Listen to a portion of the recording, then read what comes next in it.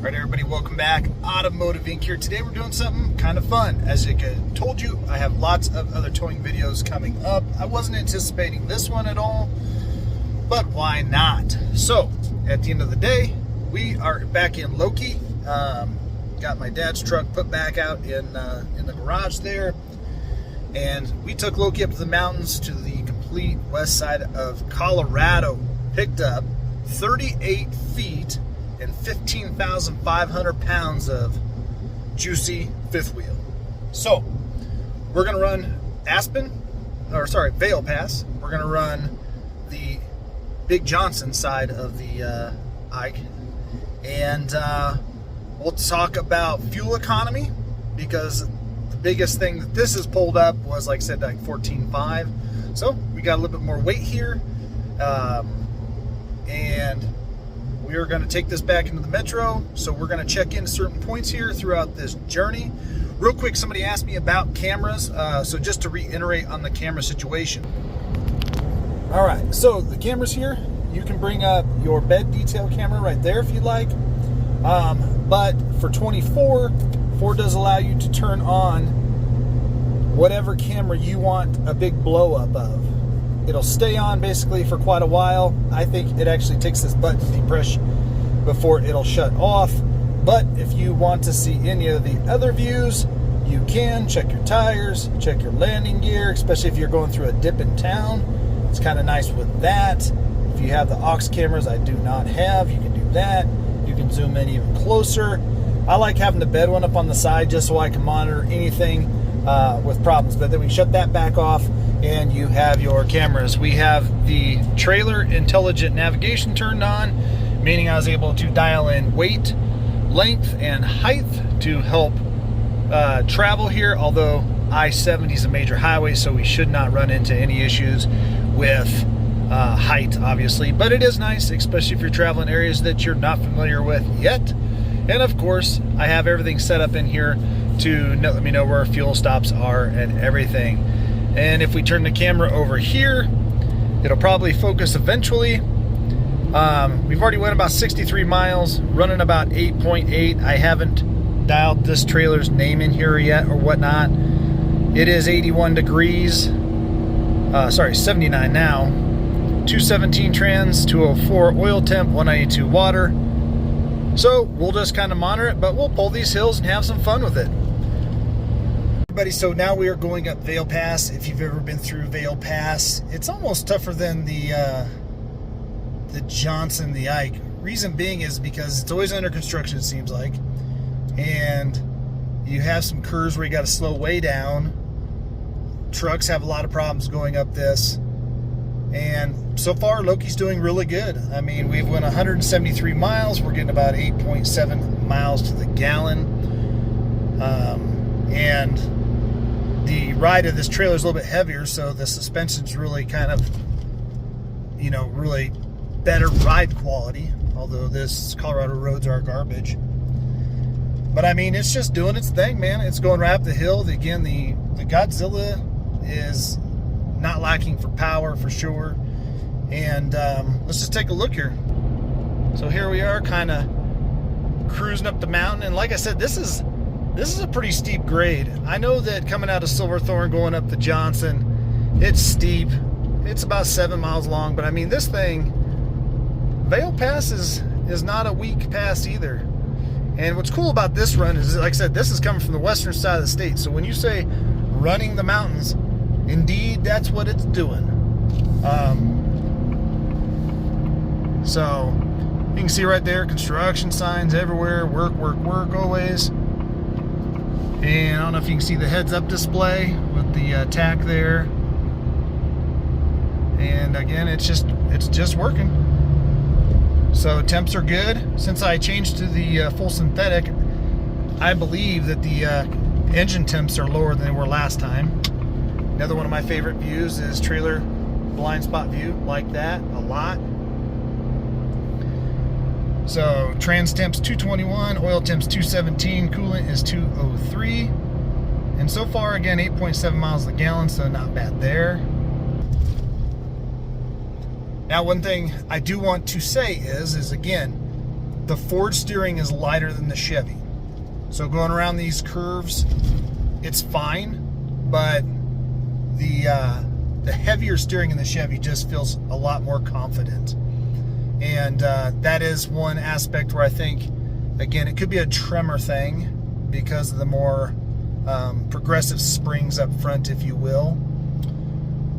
But yeah, I mean, if I wanted to do 60 up this hill, I do believe that this truck would do it. Probably get 3 miles a gallon while doing it, but you know, just had to slow down for a truck that was broke down in the lane, so I had to slow down, lose a little bit of momentum.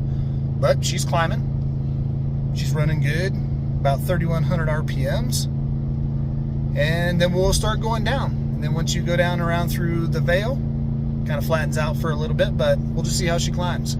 I want to show you this, guys. It went right back up to speed, and we are still climbing. You see the pitch is 2%. I think this pass is somewhere in the 5 to 6% grade. But I was actually slowing down on the grade for the truck that was broke down.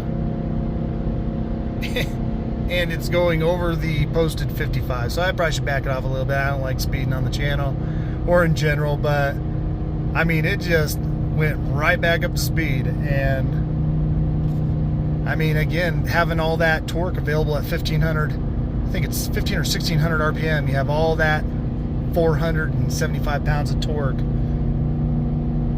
It does really well. That I just keep saying over and over. If people are looking at a new truck and they're like, man, do I need to spend $10,000, $12,000 on a engine upgrade? I don't know, guys. I'm a professional truck driver. I just kind of feel like at the end of the day, it's whatever you want. Again, this is just about creating information, but for the people not familiar with any type of diesel thinking, oh geez, I think you get yourself in a position where you're having a lot of unexpected things come up with a diesel if you're not familiar with that. And you're not going to get everything you hoped out of that over this. And yeah, I mean, you can kind of see God's greatest invention. The country out here is just pretty. And we're almost to the top. If you see that little white silo looking thing at the top, that's a CDOT gravel bin thing. And we're almost at the crest. But again, I had to back off the throttle. Now, I did not take Kong over this area, but we did take it over Wolf Creek, and it did exceptional. And again, between the two, both the LAT and the Godzilla smash a Hemi, period. Because the Hemi is just not built commercial standard wise as far as I'm concerned. But when the trucks still come to the handling portion, the GM truck is still a better handling truck in general. So we're going to crest this hill. I will post back later. So after doing all that work, 203 engine temp, 228 oil temp, 230 trans temp, and no problem doing the speed limit or more if I wanted to. Let's check back when we head up to Johnson. So coming down Vail, guys, again, it's several miles long, lots of little quick bends and off-camber bridges, two very light brake presses. I mean, we're talking a couple seconds a piece. So it did really good with braking and stuff like that. Temps cooled right back down.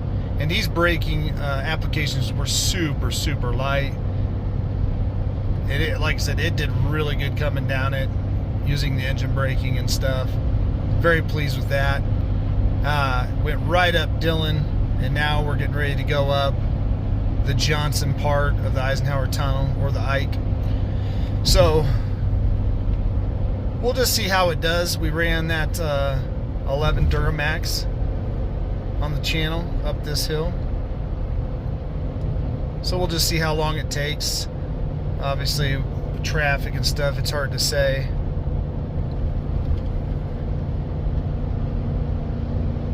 But we usually start the time right about that little light pole there, over there, and we're gonna say it is 6:12. We'll see how it runs. I'll give you the temps at the top. All right, so we're rounding out the top here again. We're gonna stop the time right at not this board here, but the first set of lights. Trans temp 237, oil 231, water 199, and I don't remember, did we start at 608 or 610? I don't remember. Either way, we're gonna wrap it right now. So, super scientific. I don't need to know tenths of a second, and here's why. The truck did fine. The speed limit up here, because of road construction, is actually 55. It went 50, 55, then went up to 60. Lots of traffic always. Road's a piece of junk. And no issues. Plenty of power. This thing, I had to back off the throttle. Now, I did lock out to 7th gear. A couple of watchers say, hey, next time you go up, don't use cruise and don't use allow it to have all 10 gears. But my experience with that is at the end of the day, it doesn't go up to 10 when you're in the throttle. It doesn't hunt gears. Both the Allison and the torque shift do just fine, staying in whatever gear they need to. But I did lock them out. It did really good. Now when I go downhill, I'm gonna do the same thing. I'm gonna lock out to 6th and let this thing work its magic. And so far, it's done really good, even with a longer, taller, heavier object. And again, this is running across the whole dang Rockies. So I'll let you guys know when I get back to town what the fuel economy is, how many brake applications I had going down this side. Yeah, pretty dang good. See you back in just a second. All right, everybody, we are back. So temperatures going up the IKE, we went over that. Coming down, 2 brake attempts. They roto-milled a chunk at some point, and again, the road is crap, and I got cut off by a gravel truck who was flinging rocks, so I had to tap the brakes there because I don't want to lose a windshield. And truck did fantastic. Let's look at fuel economy numbers for this rip. So better than I ever thought, 9.6 for 269 miles. Climbing, downgrade, everything like that. I did lock out the gears at 6 and it held speed phenomenally. It did good. Really pleased that the fuel economy seems to have went up, whether the engine's breaking in or because there's a lot of downhills. One could only guess. Maybe it's a synthetic oil, don't know. I did notice again though that the oil temp stayed a little lower, so that's also nice. And yeah, the truck did really well, handled really well. One caveat to this trailer, does have one of those air ride kingpin boxes, so that could help. Obviously it's heavier, not as heavy as the cruising castle that we did rolling across the plains, but I haven't had an opportunity to bring that up the hill. But the truck did really, really good. And yeah, I mean, it's a real joy to drive. These gas engines are really fun to drive. And that was a good rip, guys. Hope you enjoyed this video. It was fun to make. We got more content coming up, so make sure you hit the notification bell after you hit the subscribe. Give me a thumbs up if you don't mind, and I appreciate you guys always being here.